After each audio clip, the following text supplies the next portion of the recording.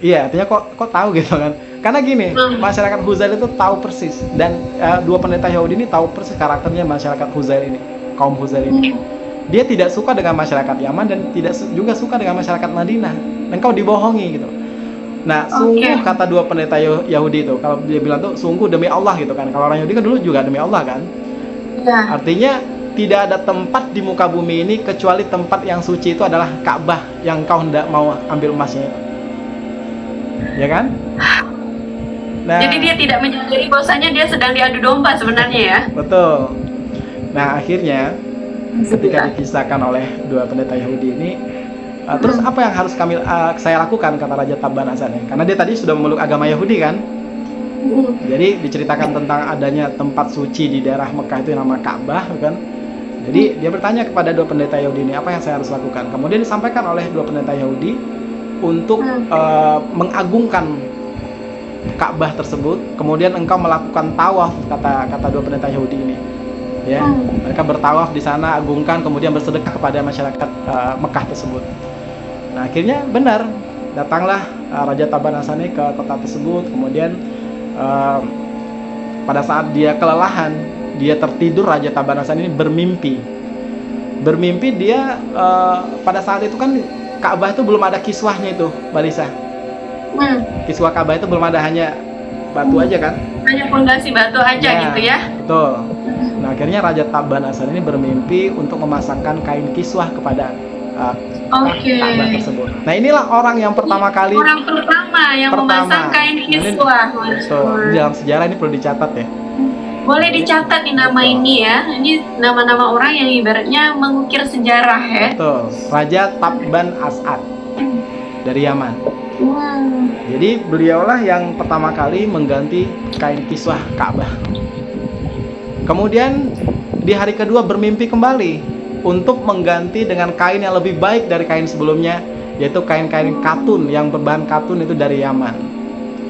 Nah, ini kisahnya Mbak Lisa ya, buat teman-teman semua. Dan akhirnya Raja Tabban As'ad ini memasangkan untuk yang kedua kalinya kain terbaik untuk dijadikan sebagai kiswah Ka'bah. Yang tadinya mau menggali, mau mengambil emas, justru malah menjadi orang yang mengukir sejarah indah di Ka'bah ya. Betul. Bang Ali ya, Masya Allah. Ini kan di dalam nubuat tentang kota yang dianggap sebagai Mahajarun Nabi ya, kota yang berhijrahnya Nabi terakhir itu ya, sebenarnya jelas sekali dipaparkan di dalam kitab-kitab Taurat, bahkan secara spesifik. Nah, sebelumnya saya juga telah membahas tentang bagaimana dari kaumnya Bani Yakub ya, anak dari Bani Yakub atau dikenal dengan Bani Israel, ketika mereka dihancurkan oleh pertama adalah raja yang bernama Buhtun Nasar ya, Raja Nebukadnezar. Kemudian yang kedua yaitu dari pasukan Romawi. Nah, akhirnya mereka itu ini berpindah dari satu negara ke negara lain gitu. Nah, sampailah mereka dari salah satu Bani Yakub ini, kalau nggak salah itu Bani Levi ya, anaknya Bani Yakub, anaknya Nabi Yakub, Levi, itu mereka menetap di wilayah Madinah sesuai dengan ciri-ciri yang dijelaskan tentang Nabi yang akan berhijrah itu. Oke. Ini semakin seru nih Bang Aldi. Jadi semakin penasaran, teman-teman juga semakin penasaran ya. Apa sih kelanjutannya gitu ya. Teman-temannya pasti semakin tidak sabar ini mendengar kelanjutannya. Oke, silakan Bang Aldi, dilanjutkan. Nah, jadi akhirnya Raja Tabban As'ad ini melanjutkan perjalanannya ke negeri Yaman. Nah, sebelumnya Raja Tabban As'ad ini mengajak dua pendeta Yahudi untuk masuk ke Ka'bah, ke kota Mekah.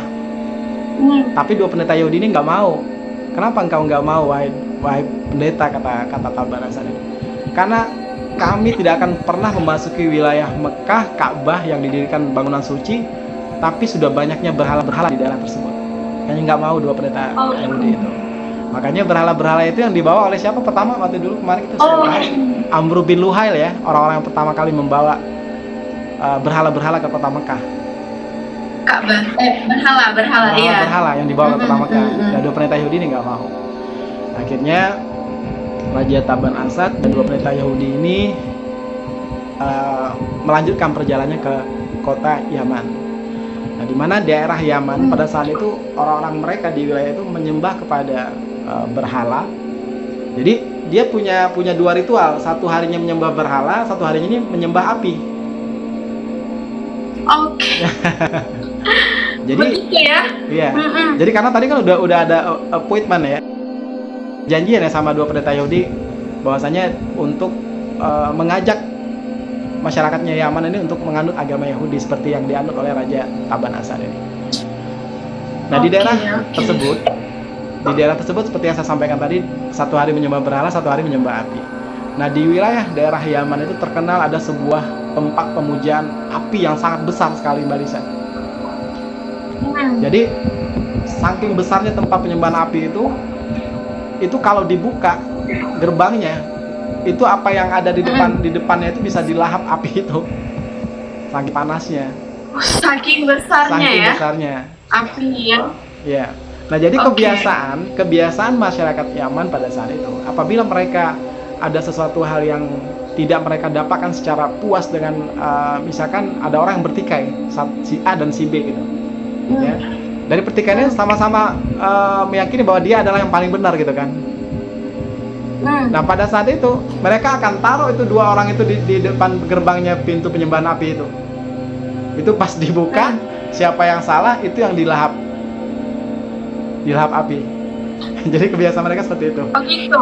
Ya, ini dikisahkan di dalam As-Sirah Nabawi, di dalam Ar-Rahiq Al-Maktum juga, saya pernah baca juga itu. Jadi intinya itulah kebiasaan masyarakat Yaman dahulunya. Pada saat itu kan pendeta Yahudi, dua orang pendeta Yahudi ini sudah melakukan berdakwah terhadap masyarakat Yaman pada saat itu. Meskipun Raja Taban Asad ini sudah memeluk agama Yahudi, tapi kan belum tentu rakyatnya dengan mudah gitu untuk meyakini mereka. Menerima. Iya, betul.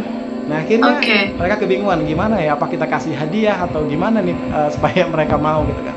Supaya mereka mau mengikuti tadi ya. Betul. Untuk menganut juga dengan agama Yahudi tersebut ya. Ya. Nah, akhirnya ada salah satu dari mungkin menteri atau apa dari Raja Taban Asad ini menyarankan bahwasanya kita ini punya tempat pemujaan yang dianggap suci, sakral gitu kan.